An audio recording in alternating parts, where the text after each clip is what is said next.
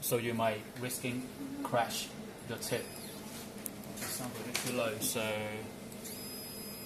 just lower it, roughly around here, and I do the slower settings. Actually, it's got a bit of trouble. Okay, yep, I can more or less see it now. So if I slide it,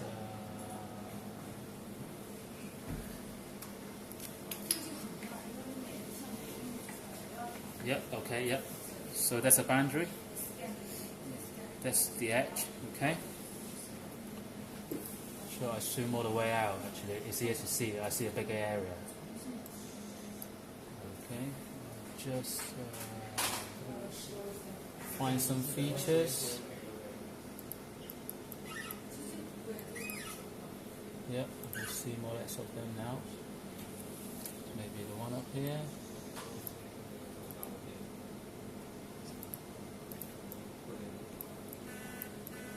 You can see a reflection of the probe, right? Yeah, yeah, I don't know.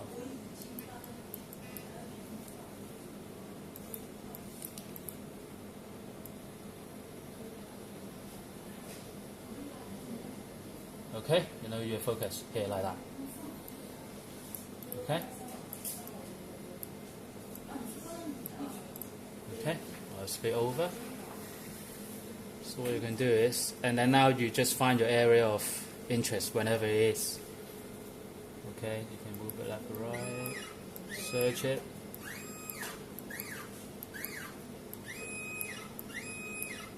Okay, so that's another area of the imprint. But say, yeah, if you just want to do it in this area here, okay, like that. Yeah. You can make finer adjustment if you want, but I think it's pretty good. So that's okay. So you need to bring up this scan screen, and you need to acquire single channel, scan it channels. Okay, I'll just do a single channel.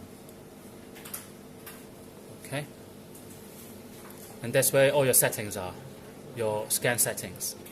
So you can go anything as small as, I don't know, maybe 5 nanometer, yeah, to 100 micron, yeah. But a typical scan, 5 or 10. Well, it depends really on your samples, okay? Scan rate normally keep it at 1 Hertz. If you do too fast, then you may miss your features, you may miss damaging your tip, okay?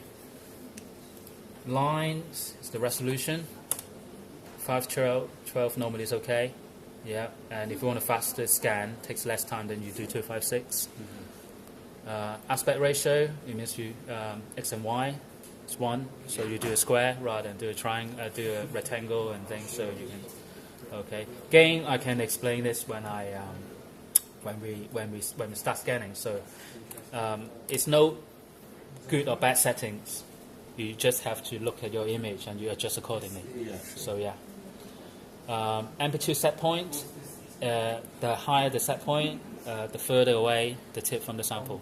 So you gradually go all the way up, and then you gradually lower, okay, until you get a good image. It's the first one. So yep, scan. It just you can change it here as well. Don't know why there's another setting here. X offset, Y offsets normally set to 0. So if you do the offsets, it means it's going to scan. If it's negative X, then it's probably this way. If it's positive X, it's probably that way. It's shifted. So scan angle normally we do it at 0. I think 0 is in this way. If we do 90, then it will do this way. So scan rate, I kept it at 1. It's close to 1, and the tip velocity.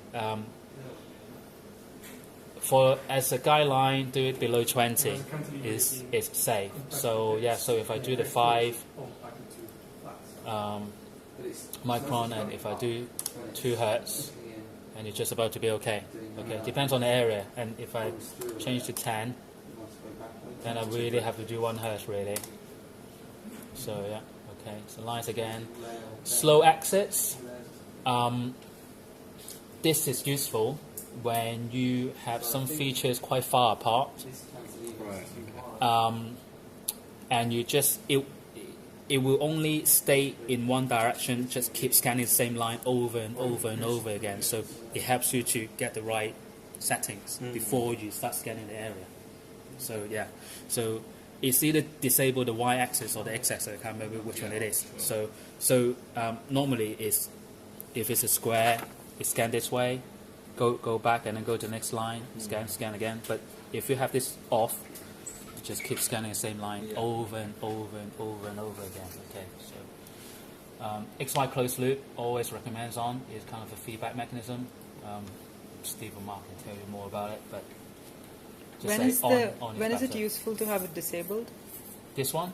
The same line over and over scan. When you try to, at the beginning, when you try to get the right settings first. Oh, okay. Before, Okay. because you might not, you know. Use it all the time, Yeah. except using conductive FM on there. Ah, that's It works right. on here, but Yeah. you should always use it because it will keep you positioned better within the field of view. Yeah, you might have to.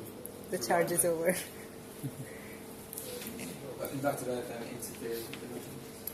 Okay. Yeah. Yeah. So, Yeah. Please start. Yeah.